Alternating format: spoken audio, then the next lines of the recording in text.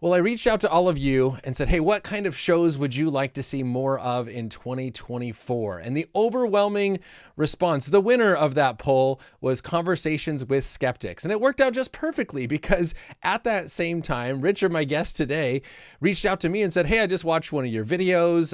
And I think that the arguments that are being presented maybe don't have as much weight as you think they are. And here's some things that apologists can do better. Are you willing to have a conversation, or do you want to have a conversation about it? And I said, hey, this is a perfect time. And so Richard and we go back a little bit. We've never had a face-to-face conversation like this before.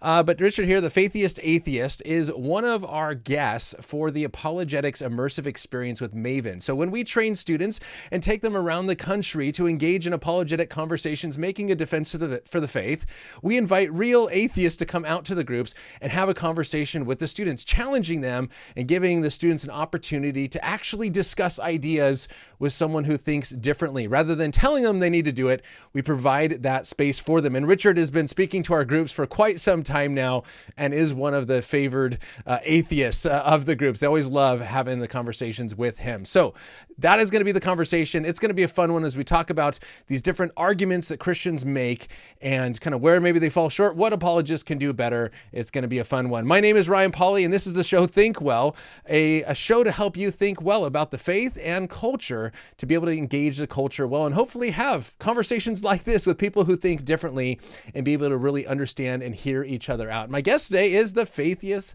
Atheist. Richard, thanks for joining me for this conversation.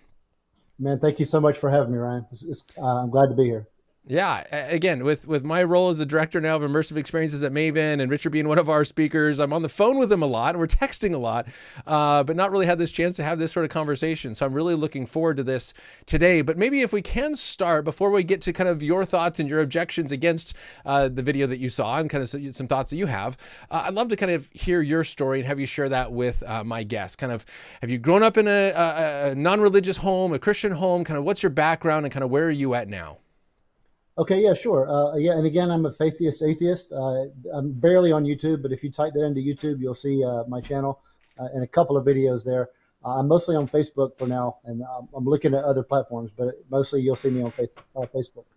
Um, I guess I was raised Southern Baptist. I was raised in a good church in the 70s and the 80s. My church treated me like family, and they still do. I was able to take my family to Wednesday night supper not too long ago and hang out with my old youth group. And we got to sit in the same area that we all had Wednesday night suppers before. Some we have kids. I've got two teenage girls. Some of them even have grandkids now because we're in our 40s and 50s. And so to be able to sit and hang out with them and be treated like I never left, it's been a really good church. I did leave the faith as a teenager and in my young 20s. It's a long story, but I also want to say Christianity was different, at least in my southern town in the 70s and 80s. And maybe my church wasn't as bad as you might see like on some TV shows or something where the church is all hellfire preaching and all that. It wasn't like that, but the dominant narratives, like even on Sunday mornings, if you get up on Sunday mornings and turn to CBS or ABC and you would see a pastor, they would say that, science was a trick and that Satan was trying to trick you. And there was a lot of prosperity gospel and healing and dancing around. And it was a weird kind of Christianity, which I think led to new atheism. And that's how I was raised. So me walking away probably wasn't too much of a surprise. Because it was a kind of Christianity that I think a lot of apologists today would cringe if they would turn on the TV and see that sort of stuff, or to hear some Christians talking, that science was not to be trusted and to believe the Bible because it said so. I did walk away under that setting. When I was first an atheist in my early atheist days, I was probably more angry and more thinking that religion was just everyone else is just wrong and not me because I'm so smart. But I was in the Marines and I got into counterterrorism and I'm now in counterterrorism. And I really focus on radicalization. And what I've come to find out is that everyone's a zealot for something. Everyone is some type of zealot. And so for me now, although I'm not religious, I could say that atheists can be just as zealous as any religious person. And so what I what I like to preach, and I'll use words like preach and ministry and things like that, because I still kind of act like a Southern Baptist. I don't think the Southern Baptist mentality ever left me. But what I preach is that everyone's a zealot for something. And so maybe, you're a Christian and you're talking to an atheist, but there's something that atheist is going to find important and worth defending and upholding. And he's going to think that you should, and he's going to use the word should, and that you ought to uphold and defend it as well. And he's going to get mad if you violate some of his social norms. That's a human thing. So I don't think that religious people are, brainwashed, or that it's a mind virus. I think it's a condition that humans have as part of our essential tool for survival. We're a social animal, and so we have this, what I'll call a vulnerability. And when I say that, I don't mean that I'm immune to it, but we're very vulnerable to our surrounding conditions. And so that's what I believe now, is that we're just not doomed. We're not doomed to repeat whatever we're taught, but it does have a huge effect on us. And so that's my push now, more so than atheism must be true, or that religions can't be true. That's more where I'm coming from now. Yeah, appreciate that. Now you mentioned the idea of science and being of the devil and these sort of things and can't be trusted. When we talked earlier, you also talked about the idea of how faith was described when you were growing up. Can you kind of mention that a little bit, and how maybe apologists or individuals in the church sees faith differently today? Yes. In fact, so when you and I decided we were going to talk, I came up with 5 talking points, 5 things that I think that apologists can do better, and Christians who like to get out there and talk, and especially Christians who've been reading Greg Koukl's books on outreach and worldviews. There's 5 things that I think that you can do better when you're interacting with the world. And the first thing is the definition of faith, because so often I hear that atheists are out to change the definition of faith. And that's not the way it was. From what I understand, it's been a long-running Christian debate as to whether faith is trusting what you have good evidence to believe, or whether you just believe it despite not seeing it. Certainly when I grew up, faith was the thing that you just believe it, don't trust the science of man, believe the Bible because it says so. Kind of things that apologists would say, wait, that's circular reasoning, cringe. That was taught as gospel. And the verse, and you've mentioned this verse before about how Jesus says, blessed are they who don't see and still believe. And although you rightfully point out that right after that, Jesus shows a bunch of different evidence, there's still Christians today who still say that that's what faith is. They say, okay, there's knowing, but you have to have this leap of faith, believing without seeing, because the Bible says so. And when I point, because I've talked to a Christian since your last conversation where you mentioned that verse, and I had them listen to you say that. And I said, according to Ryan, Jesus contradicts that by showing the evidence. And they said, no, what he's doing is he's following up. What Jesus is doing is he's like, okay, those of you who already believe without my miracles, come over here. And those of you who don't believe, who still need to see it, you come over here. And now I'm addressing those of you who have to see. Blessed are they who didn't have to see. Blessed are they. But okay, here we are. Now here, I'll show you your miracles. So in their mind, that unfolded that way. It wasn't a contradiction of what you just said. It was a follow-up. It was this is the way to be, but since you're going to be like this, I'll go ahead and show you.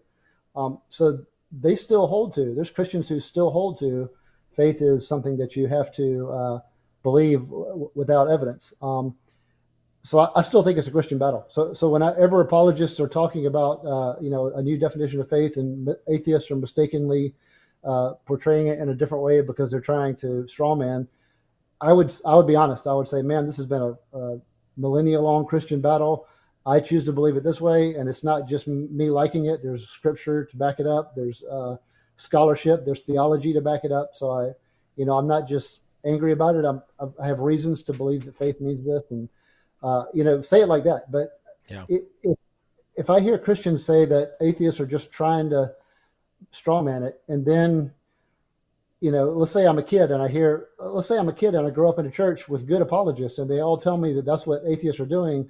And then I go out and find out in middle school that that's not what happened. It's just been a Christian battle. Then the first thing I'm going to say to myself is, what else have they been telling me that's not true? Why did they push this mean old atheist? And I'm not defending atheists, because, plenty of atheists just take the worst possible examples they can and say, this is all of Christianity, or these worst examples. So I'm not defending atheists. I'm just saying I try to put myself as a kid again, growing up in this environment. And if I hear something that I later find out is not true, that might cause me to doubt more stuff too. So that was Yeah. my first thing, was the definition of faith. Yeah, I think that is important. And I think sometimes what's hard for me is, obviously this is when you're having one-to-one conversations with someone, and whether it's a Christian, is this example you just mentioned, I would have a lot of questions for those Christians where it's like, oh, this is just a follow-up from Jesus and he's saying, come over to this side, and splitting up the group. It's like, where do you see that in the text? It seems like we have our presuppositions of what it has to mean, and therefore we're trying to make sense of then this thing that seems to contradict it.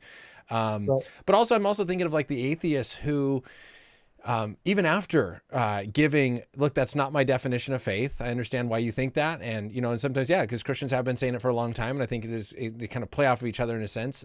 Here's how I understand faith. And it's just like, nope, that's not the way it is. This is it. And continue to repeat it. It's like, yes. All right, but you're having a conversation with me. Like, what should Christians do with maybe that type of atheist that says, no, this is the definition and there's nothing that you're going to say to convince me? Do we start changing vocabulary, or what are your thoughts there? Right. I have the same advice for everybody. And this actually will get me into my next point, which I won't get into now, but it's a good way to open the door to the next one, is that I'm not one of those that says every word can mean whatever, but I do preach that find out what the other person means and go with that during the discussion. And if the other person is just absolutely using it in a way that's not even in the dictionary, if they're saying that Catholic is a form of Islam, then do something to say, you're the only one that thinks that, or maybe not even, do something to try to help them get away from that. But if someone has a definition of faith that's been part of Christian controversy for a long time, go with what they're saying. And I have the same thing for if an atheist says, I just lack a belief. I'm not going to say, well, no, you've got to deny that gods exist. I'll just go with that for that conversation. And I also want to point out that because I'm the Faithiest Atheist, I do use faith the old way, the way that I was brought up, and the way that Frank Turek and Norm Geiser used it in 2004. And I know 20 years later, Frank Turek doesn't use it that way, but back in his I don't have enough faith to be an atheist, if you think about that sentence, he is using faith in the old-fashioned way. I don't have the evidence for it. In fact, he even says, and I don't have enough faith to be an atheist, that he defines faith as faith covers a gap in knowledge. And he says the less evidence I have for a position, the more faith I need for that position. Now, again, that's 20 years ago, and he doesn't think that now. Now he says faith is trusting which you have good evidence to believe. But when I say I'm the Faithiest Atheist, I'm saying these are things that I can't show you. If you get into things that atheists have to accept, I just embrace those things. These are things that I just believe, even though I can't show them to you. So I'm not mocking people who use faith the old way because I'm using it. That's my moniker. Yeah. So. Yeah. So I had a question. I was going to ask you about the lacking a belief comment, and then you brought that up because to me, it's hard to have a conversation when it's like, well, no, I just simply lack a belief, because even as a book that I'm going through right now on Why There Is No God by, Armin Navabi, it's used to then say, Christian, you bear all the burden of proof. Because I simply lack a belief, therefore I have no burden to bear anything. Because even though he wrote a book saying why there is no God, which seems like a positive claim, it often seems like a tactic to say, well, I just lack a belief. And so it's like, okay, maybe we have that conversation, and you could argue, well, then you're more agnostic, and that's often very fruitless. Then kind of how do Christians deal with that as well? If the atheist just says, well, I just lack beliefs, therefore you have all the burden, prove to me that God exists, where do we go from there? I would, I like to point out, there's another apologist named Braxton Hunter, and he calls what you just said, he calls it the Braxton Hunter's dilemma, which is when someone says, I just lack a belief, that's all I'm saying, I'm not saying anything else. And then they turn to another group and they say, where's your sky daddy? Prove your sky daddy. It's all made up. It's all a myth. Just to bring that up and say, hey, wait a minute, you just told me you lack a belief, but I just saw you over here saying that it's all a myth, and you just said, show me your sky daddy. So that's a dilemma. You're telling me one thing, but then you're making a claim on the other. So, which one are you? And you don't have to be, you don't have to be too cruel about it, but you can bring it up, especially if they're challenging you. You can say, okay, you've challenged me a few times, and here's something that I've noticed. If you're interested in being consistent, why would you say it's all a myth, and then say you lack a belief. So like for me, I'll say lack of belief as to why I'm an atheist. I'll say I lack a belief in that I can't go and show someone no God. Like I can't take you and say, here's where God should be, and he's not there. So ipso facto, there's no God. So I'll go with lack of belief. But I do have reasons as to why I think Christianity is of human origin. Why, I think all religions are just of human origin and not based on some higher power trying to send us a message. I've got reasons for that. So if someone Yeah. wants to argue with your reasons, I can. But if someone goes, prove no God, take me to where God should be and show me it's empty, then I'll say, you got me. I can't prove that. So then Yeah. they'll say, aha, you're really an agnostic. And I'll say, okay, call me whatever you want to call me. But usually by me saying that I think that Christianity is of human origin, the atheist will let me attend, the meetings. They'll let me Yeah. in the house. So when you use the term atheist for yourself, so you're using it in the lack of belief kind of sense of I haven't seen, I believe I've evidence that there's religion is of human origins and therefore I don't think that there's a God. Would you say I know that there's no God? Kind of where would you stand on the question if someone said, Richard, is there a God? What's your answer? And again, I'm going to bring up Braxton Hunter. Sorry, Braxton, but he always talks about it like a number graph. High 100% that there is no God, and high 100% that there is. I actually have two graphs, and one graph is there some kind of something? Could be anything. Could be a God. Could be a pantheon. Could be just a consciousness, or something we can't even fathom. Some kind of something.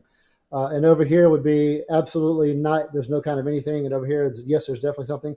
Heck, I might be somewhere around the middle. And when times are going great, I might even tiptoe over on 51. And another apologist, Kurt Jarrow, says, well, on those times, you're a deist then. You're actually more of a deist than you're an atheist. Because there's just so many amazing things that I'm like, man, there's got to be something. And maybe that's my own weakness, but I can certainly appreciate when someone goes, man, there's just got to be something. So on that graph, I'm sort of in the middle. Could there be some kind of something? But I don't necessarily think it's an agency.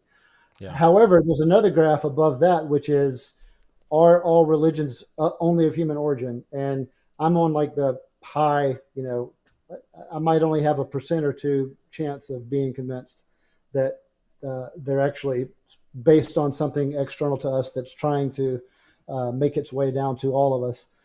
I'm fairly certain, 98% certain that they're just of human origin. So Yeah. that type of approach, usually the atheist will say, okay, we'll let you in. But yeah, in terms of some kind of something, man, sometimes things are so amazing. And maybe it was my Christian Southern Baptist upbringing. Sometimes I'm like, man, maybe there is, so I'm not one of those guys that says it's all nothing, it's all an accident, and everyone has to stop believing in something. I'm not one of those guys. Yeah. So I'm curious then, because you started off talking about kind of your focus now is everyone kind of being a zealot, and this idea that everyone is a zealot. Yeah. What then would you say then, kind of with your perspective, what are you a zealot for? Diplomacy now. And I'm a really big zealot on saying, hey, everyone is going through this to some degree or another. In fact, when I talk to your classes, whenever I go to the Maven classes, I say, and I'm telling them, interestingly, when I'm talking to them, I'm not trying to convince them to be an atheist. I'm trying to convince them to be better at, I try to approach it like Greg Kokel. Like I want to make you better at your outreaches. And I say, find out what they're a zealot for, because they're a zealot for something. And you'll be surprised how many people are a zealot for leave me alone and leave me out of this. And I would say maybe, 70% of the people that you encounter, if you go out and just start street preaching, you're going to find about 70% people who are like, hey man, thanks, I'm out. I'm not in this. And the majority of them are probably religious. They just don't want to hear your version of the religion. They just don't want to get into it. So most people are a zealot for leave me alone. So I'll say, find out what they're a zealot for, and then find out how much of a zealot they are, because you can actually be a zealot for 5 or 6 things. You can be a zealot for, hey, I'm going to share the gospel of Jesus Christ, but I'm also going to treat everybody with respect, and I'm also never going to get angry, and I'm also going to be on my best behavior. You can be a zealot for all of those things. So I would say, yeah, I'm a zealot for me thinking that, we're all in this together. Rather than one religion being true, I think we're all in this together, which again is going to get into objective truth here in a second. And being diplomatic and trying to reduce the vitriol among different religions and between atheists, just the kind of the infighting. But I start off by saying the reason why we fight like that is because it is intuitive. Because when you're a zealot for something, then you want to uphold it and defend it, and that means the other guy is sort of the enemy. So you want to deal with that, and intuitively sometimes that means getting angry. And I think that's why you see sometimes people typing and typing now, because that's sort of our outlet now to deal with it. Unless you're also a zealot for some sort of discipline and sort of some sort of effectiveness. I think intuitively anybody could be like that. So, yeah, that's the kind of the things I'm zealous for, and I try to make diplomacy my big one. Now, that being said, if anybody goes to my page, they'll see some posts that are either cruel or seemingly like in your face, but I try to do that in a humorous way. Like I just did a reel. Where I said I ended theism, and my argument was, if God's here, where is he? And I'm looking around like, is he over here? So I try to do that in such a way that people are like, okay, he's being a jerk. So I try to use humor when I say things like that. But yeah, that's my big zealotry thing is diplomacy. And I was a Marine for 10 years. And for those people in the audience who know about Marines, they don't want diplomats. They want people who follow orders. So that was a tough 10 years for me to be diplomatic and also have to follow orders. Yeah. No, that's good. I have a million questions, but I know that you also have 4 of the things you want to talk about. So we'll kind of let me pass it back to you and say, okay, so I think this definition of faith is so important. And as we try to understand what faith is, but then also be able to have conversations, not straw manning the other side and saying they're only doing this because they're trying to target or whatever. And there is a history, because I've had Christians just like you have tell me exactly this of like, here's what faith is for. And it's completely blind, and that's the best kind. And that's, Christians are saying it too. So it's not just the atheist trying to attack or straw man the faith. So what else did you have in mind of wanting to kind of chat about as far as what we can do better? Okay, yeah, and the second one is objective truth, talking about objective versus subjective truth. And before I get into that, I want to point out, I'm a family man. I've got my wife. She's a personal trainer, so she trains people here. So you might hear her like telling someone to do push-ups or stand up against the wall for measurements. I've got 2 teenage daughters, so they might come in here and say, "Who are you talking to?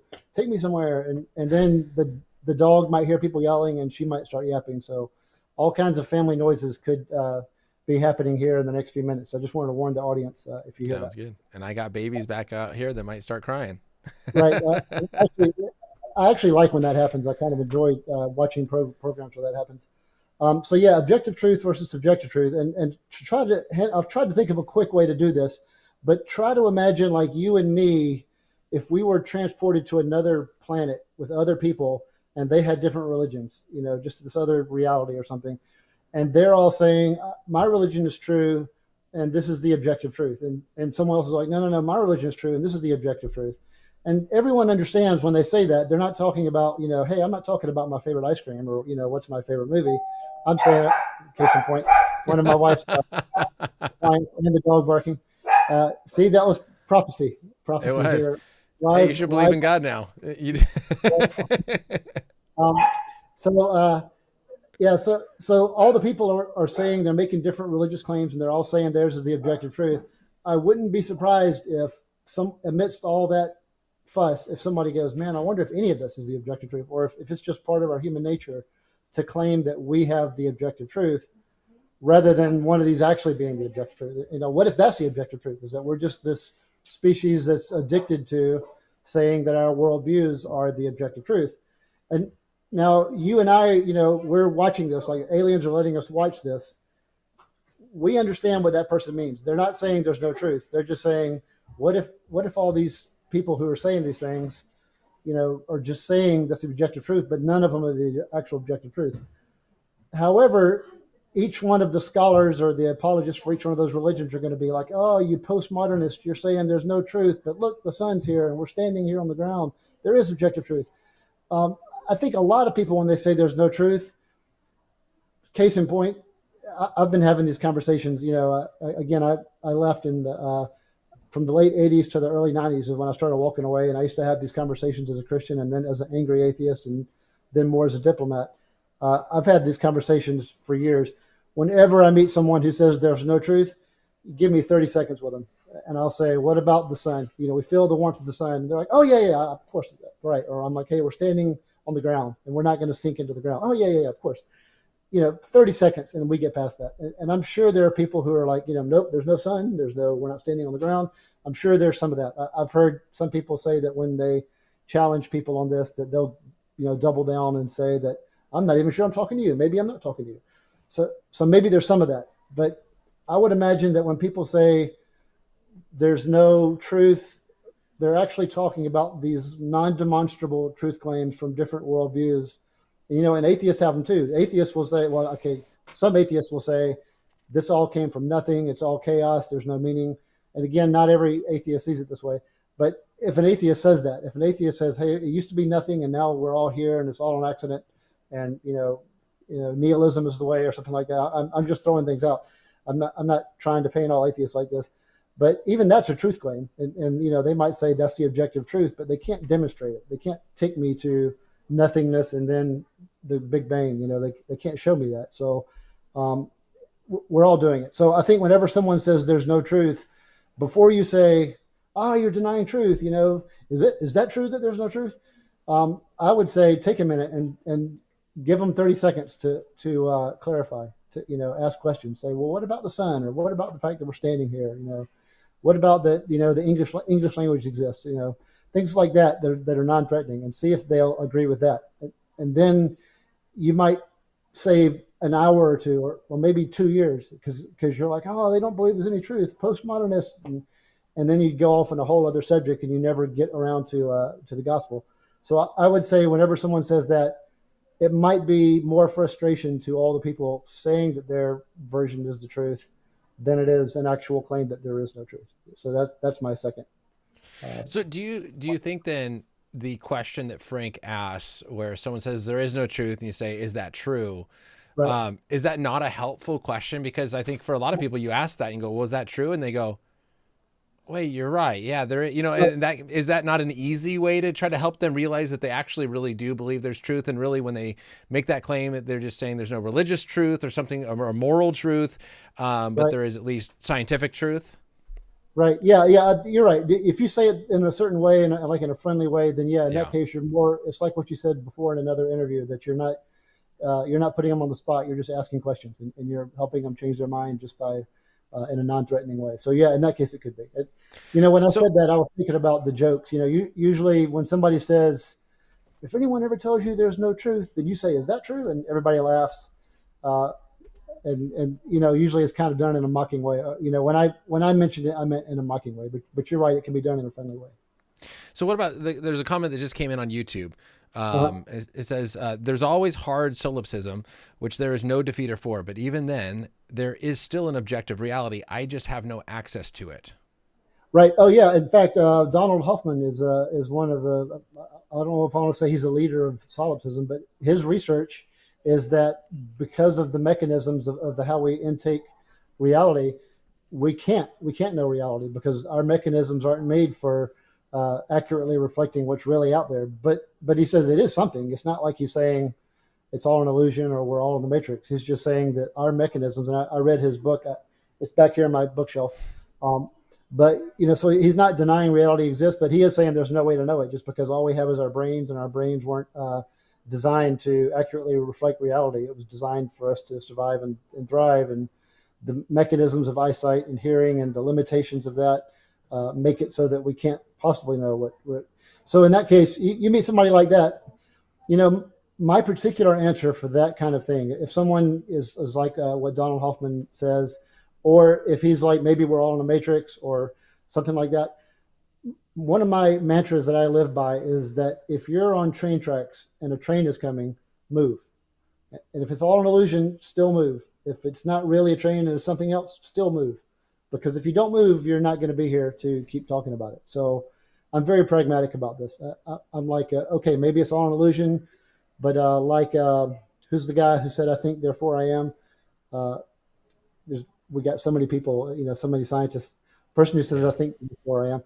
But even that guy said, and if this is an illusion, then something is still doing something. And that's where I fall on that too. Something is Yeah. happening. Something is aware of it. And if I'm on train tracks and the train is coming, I'm going to move. And if someone Yeah. goes, well, it's all an illusion, then I'm like, okay, just get off the tracks. But Yeah. he makes it different. Isn't the claim to say I have no access to reality or we cannot access reality, isn't that a claim about reality? I mean, isn't that to claim to know something about reality that you can't have access to it or that everything is an illusion? Yeah, it is. But sometimes I think that works. And I've got a good example of that. And I like to use this example of, like, let's say in my house, the kids are fighting and they're screaming at each other, and I'm angry too, and I come in and I say, be careful when you're emotional, because when you're emotional, you make bad decisions, and I yell it at my kids because they're yelling in there, and so I say that to them, and then one kid takes that to heart, and then throughout her life she's like, oh, I'm emotional, I need to stop, I need to take a breath, I need to think about, I'm emotional. So, okay, maybe that's helpful.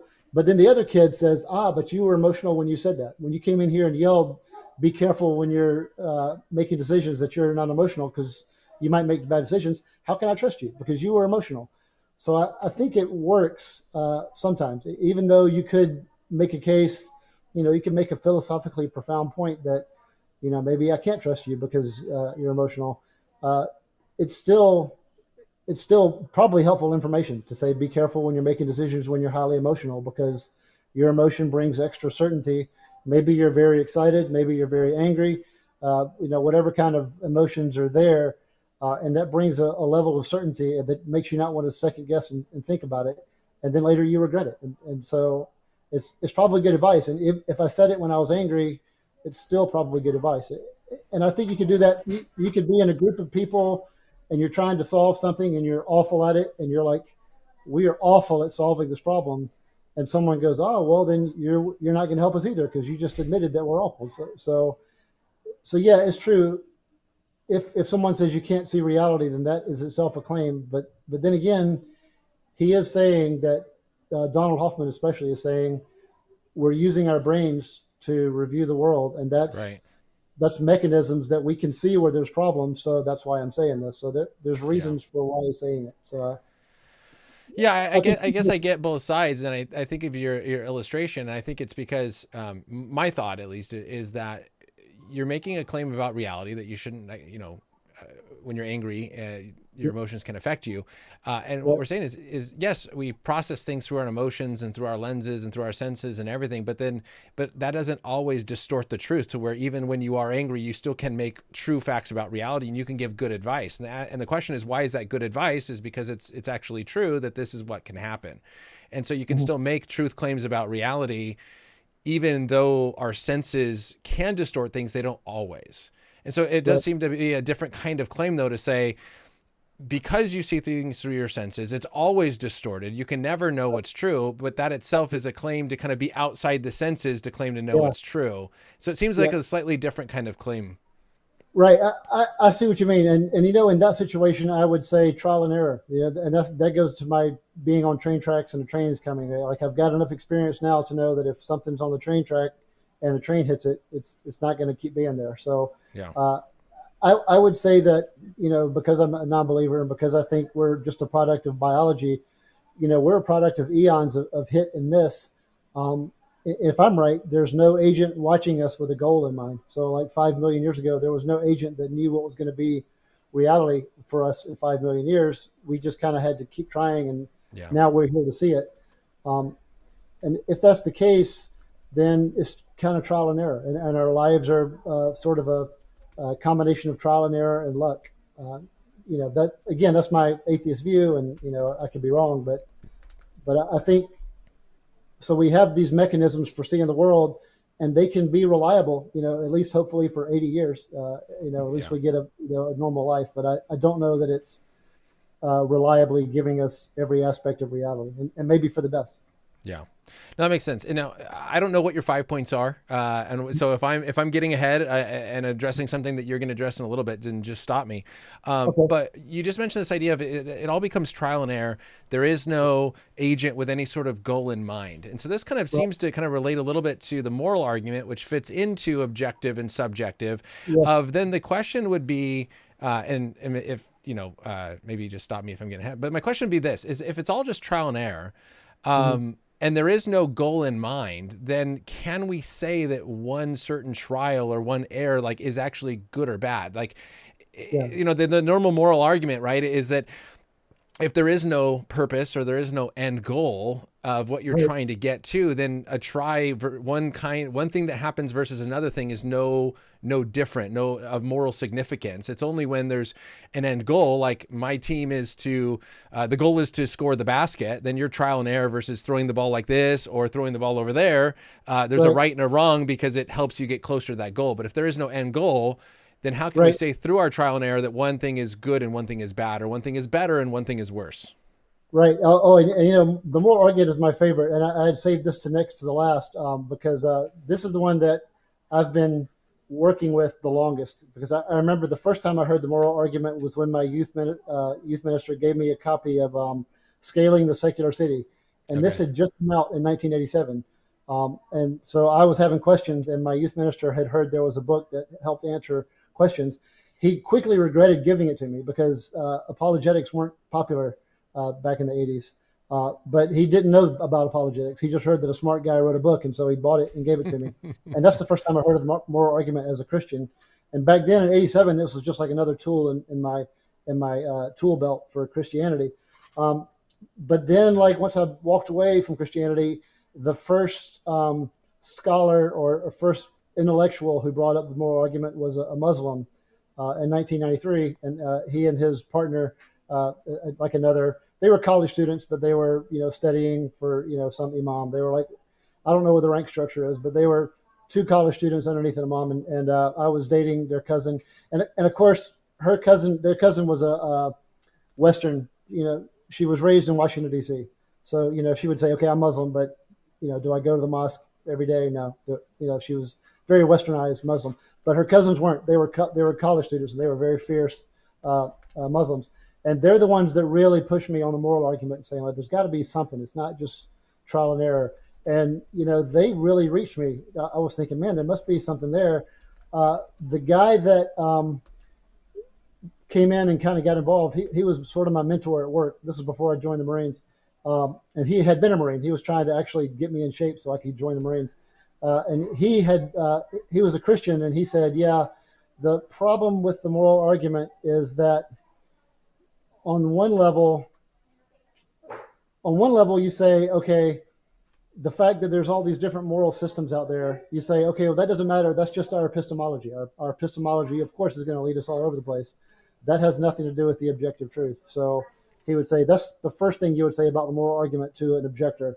So it could just be our epistemology. And he would say, okay, let's write that down. So, I remember one time we were at another church, and we were at the Sunday school, and he wrote it on the whiteboard, or back then it was just a chalkboard. I don't even know if we had a whiteboard at that church, but it's all just our epistemology, which is what you would say if someone goes, well, the Muslims are saying this, Christians are saying this, Hindus are saying this. Okay, who cares? That's all our epistemology. That has nothing to do with the objective ontological, truth. So he said, and that's actually, that's a good point. And he said, but then you say, how do I know what the moral argument is? And he said something that Sean McDowell's dad was saying back in the '90s.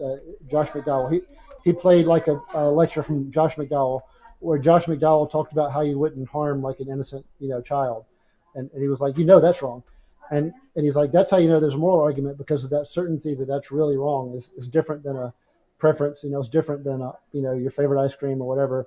That's something that really hits you.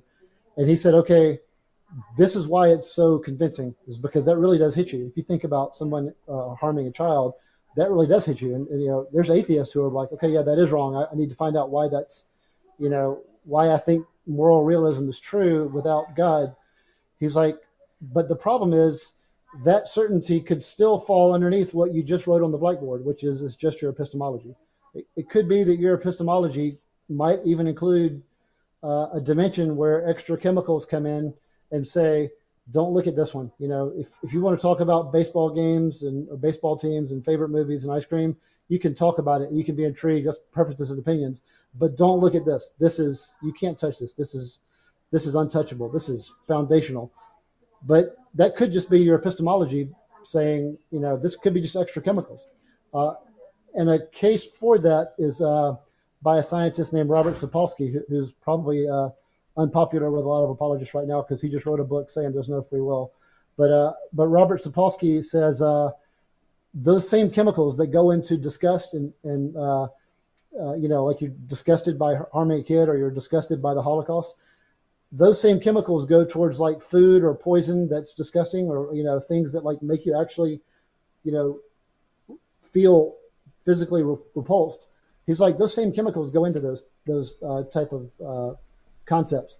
So if you tell somebody you wouldn't harm a little baby, the very first time they ever hear that, they might actually recoil and go, "Oh my God, of course not." And then you could say, "Well, what was that? You didn't even conduct any analysis on this. What I just told you, you immediately recoiled. What's that? What that must be based on something." So that could be because it's based on something, or it could just be extra chemicals that just say, "This is so awful that I want you to, I want you to jump back in the same way that you might jump out of the way of a bus." Before you even know you're jumping back, you see something in the corner of your eye and you just jump back. That could be like a survival mechanism. There could be some things that over time, extra chemicals have jumped in and said, "We're going to make sure you hate this." And that could be what morality is. And again, it still would mean that the Holocaust was just wrong based on our chemicals. Right. However, if I don't want to live in that kind of world, I don't want to live in the kind of world where Holocausts are. So I think we just have to outmuscle people like that. We have ISIS. ISIS today is like, well, obviously you normally wouldn't hurt kids, but if you're trying to build a caliphate, then you need to kill everybody, which includes babies. We just have to outmuscle those guys, which is why I was in the Marines and why I'm in the counterterrorism world now. Sometimes you just have competing worldviews, and if there's no judge, if there's no referee saying, actually ISIS is wrong and you guys are right, if there's no judge, then I say we just have reason to fight even harder to make this a kind of world where atrocities like that don't happen.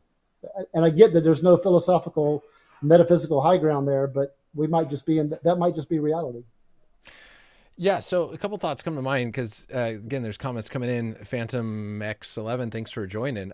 But again, I think that's a common illustration of it's mentioned if you have no end goal, then you just determine your outcome and whatever helps or hinders your outcome. And so as you just mentioned, the Holocaust, if Hitler has the end goal of eliminating the Jews and Right. the Holocaust is successful in doing that, or it was successful at that time, then would we then have to say then that the Holocaust was good because it was achieving the end goal that it was designed to achieve? Well, and if it had gone through, and if the Nazis had won, we would probably be raised in conditions where they would say that was a good thing. Well, for sure, but that's but horrifying. would we? For sure. So there's a way in which, as you just mentioned, your epistemology is if you're trained to think a certain way, then we may think that way, but it doesn't change that ontological reality as you talked about there as well. Right. So, but I wonder if it really is an ontological reality, or if it's really, really tempting and very alluring to hope that it's an ontological reality. Because I would love to think that if I'm fighting ISIS, that there's a judge who says, this isn't just Richard versus the terrorist. There's really an objectively correct answer, just like 2 + 2. There's an objectively correct answer. That's very attractive, but I just don't know if that's real.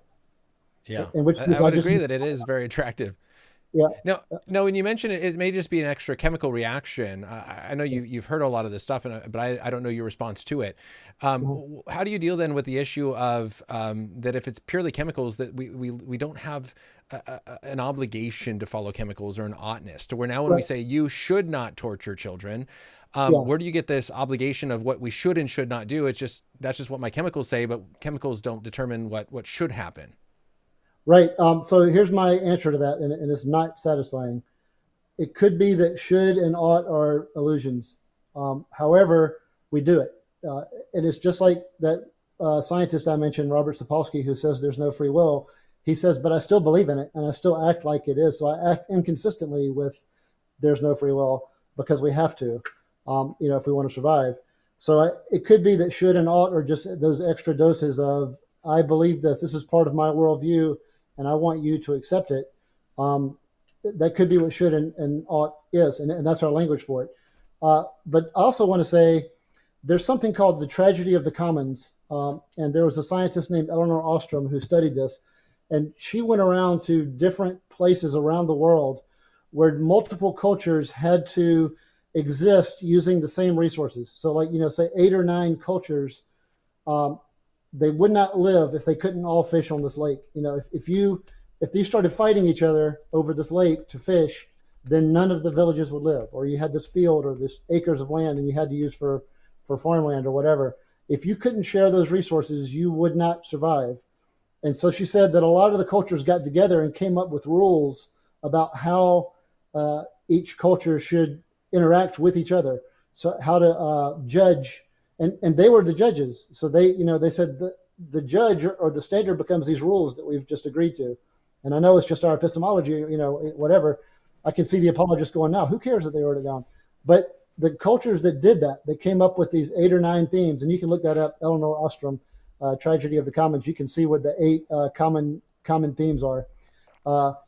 Those themes made it so that those cultures came to believe it, and over the generations, those became their shoulds and oughts, and it was created. They came up with it, and also they did the best. Those cultures out-survived other cultures because they had these rules that they came up with about how to interact with each other and how to judge when there's a conflict so that they don't collapse into chaos. So this was a biological thing that developed, just humans using their reason. And from here, you could say, okay, well, God made it that way. Okay. But then there was other cultures where that didn't happen. So these cultures came up with those themes. And so she said the cool findings here were that these same 8 themes appeared all over the world in different cultures and different times, and they didn't know each other. And then not only that, if you ask the cultures where these rules came from, a lot of them would say, oh, well, it was revealed to us from the trees or from our, pantheon of deities or the spirits, or, they all had their stories about how the 8 rules came. But the fact is that they all believed in those 8 rules, and that's what led to their survival. And you could still say, okay, well, that's just God dealing with them in a way that they could handle. So that doesn't really attack theism, but it could also be a biological example of how humans come up with moral rules for survival, even if it's not based on some standard external to humanity. Even if it's human origin, it did literally lead to their survival and them being able to outcompete other tribes or groups that didn't do it. Yeah, I think that's interesting because it seems like it then turns into a very just pragmatic ethic, right? Of just kind of whatever works. I think that's the reality we live in. I think we live in that reality. And, if ISIS were to, well, I dropped my notes. If ISIS were to come up with intellectuals and a propaganda machine and start rising up in numbers, I think we'd be in trouble. Because I think we live in that world where it's just whichever groups are better at spreading their views onto others is going to be the winner. And that could be awful. Right now it's been great, but it could be awful. Yeah, I mean, definitely the winner in the sense of if they're persuasive in spreading their views, that their views are going to be adopted. And so they win in that sense. But I would say that doesn't make their views true, right? Because just because everyone believes that the Earth is the center of the solar system doesn't mean that it is. Right. I think it would be an illusion. I think every group will say, hey, I'm not talking about I like this. I'm talking about I'm representing the truth. So, and again, if you and I are watching this other world, if aliens are taking us to this other world where these other religions are saying that, we would tell each other, just because they all believe that they represent the truth, that doesn't mean they believe it's the truth. But we can't tell them that. We pull them into the room with us and they're like, dude, you're talking about pragmatic things. This has nothing to do with what we're talking about. We're talking about the real truth. I just think it's a attractive concept, which might not be reality. And if it's not, we have that much more reason to, in my view, we have that much more reason to fight for it, because if it is just pragmatic, then we better make sure we're on our toes. Interesting. Yeah, it's fascinating because this brings up for me kind of this idea of like an argument from desire, like C.S. Lewis kind of presented, because, this isn't saying that because of this, that Christianity is true. But what I hear is just, is the picture that this sort of ethic paints is pretty dire and is pretty dark, where you could have some wicked, horrible men rape and murder little girls, and the best you can say to that little girl is sorry, like you got unlucky. And the guy, if he never gets caught, there's no ultimate justice. And I've talked to a lot of students where like we have this such a deep desire for justice and things like this, that the Christian worldview actually answers that with this beautiful picture of true redemption being possible and true justice happening where the guilty do get punished and the good do get rewarded. But if God doesn't exist, if Christianity is not true, you don't get that. It's a very bleak, miserable picture, and that doesn't make Christianity true. But when you look at the story that each worldview paints, Yeah. there's a reason why one, I think, is much more attractive and more beautiful, and that we're drawn to, in a sense.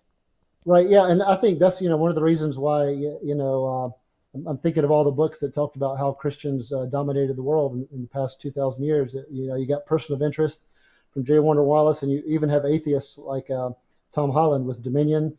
And then the book might be behind me, from a guy named Joseph Henrich, called The Weirdest People in the World, and weird being Western educated. I forget what I is, and I forget what the acronym is for weird, but even he talks about, and Tom Holland and Joseph Henrich are atheists, and they're like, but the Christian concepts really dominated the Western culture and really became like Tom Holland says, we swim in Christian waters. So there's a lot to be said about Christianity, and again, I can hear the atheists going, well, what about when Christians did this? I get that. There's been good and bad with Christians, but I'm just saying there's been some good with Christians, and when atheists are complaining against Christians, we're often using Christian language. So, apologists can always say, hey, that was us. I get that. But there is some really good aspects of Christianity, like, and I read a lot of C.S. Lewis, so I know what you're talking about, where you yearn for justice and you want there to be some sort of ultimate right. I mean, it's even in his Ransom trilogy. That same concept is in his Ransom trilogy. My thing is that it really is, the reality might really be that bleak. And it could be that the best way for us to handle that was to have these illusions of this need for justice and some higher degree of order that isn't a real thing. And we yearn for it, and we come up with narratives to meet it. And the group that does that the best is the one that can say, hey, we dominate the West. And so for 2,000 years, that's been Christianity. And 2,000 years from now, will it still be Christianity? I tend to doubt it. Again, that won't make Christianity not true. But I'm just saying, what if we're biologically inclined to deal with this terrible idea, this terrible concept? If what I'm saying is true and that's reality, then that is awful. But then again, I can see how maybe our species dealt with that by coming up with these ideas, and they're enforced by biological chemicals that led us to believe in things like Christianity. Yeah. So, this just gets into such deeper questions about epistemology, of how we know what we know. And I think the thing that comes up in my mind is this idea of like, so then how far do you personally go in trusting your senses? It's just a pragmatic, I'll trust them as long as it kind of works for me. But like, it seems like we're denying our deep senses and our deep desires of what we know, core of what is true and what we are able to see and perceive about the world, because there's a what if it's not like that. What if it is just chemicals? And it's like, it seems like for me, that's a lot to give up, is this deep understanding, this deep knowledge. And if I'm going to give that up and say I can't trust my senses when I look at a father punching his little girl in the face, and this deep understanding I have of that is wrong, if I can say, well, that deep understanding is just an illusion, then how do I trust my other senses as I look around the world and I look at, you're fighting terrorism, and we go, that's something that's wrong. What if that's just, that's an illusion? It's not actually wrong. And what you're doing is a bad thing because you're now forcing your views on them, when in reality, it's just an illusion. How far do we take this of denying this deep reality and this deep sense that we have when we see reality? Does that make sense? I don't know if I'm making sense of my question. Sure. And I've struggled with this for 30 years as I've looked into it. And, it is, if it's all an illusion, then that's just horrifying. However, I also see the world like this. I see the world like, I don't raise my daughters to be, engineers. But like when it's lunchtime, if they're here at home, they're not at school, I'll make them lunch, but I don't make them lunch so that one day they'll grow up to be engineers. I just make them lunch because it's lunchtime. And now, is that an illusion that I have to, is the love between a parent and a child just an illusion? Maybe, but I'm still going to do it. And if I don't do it, then they're not going to eat, and that bothers me. But is the bothering me an illusion? Maybe. these scientists who say that morality is an illusion, they'll say that the love between a parent and a child is an illusion. It's just extra chemicals.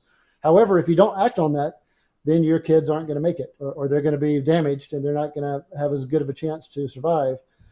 So the people who actually take the steps, and I talk about this with a lot of the students at the Maven things, because they say what you say, and I'm telling them about how important it is to work out and to take care of each other, and they're like, okay, but if there's no real point, then why should I do it? And I say, okay, if you don't do it, your life's going to turn out a lot differently. And if you say, so what? I'm just going to, because there's no point, I'm just going to sit here and not do it.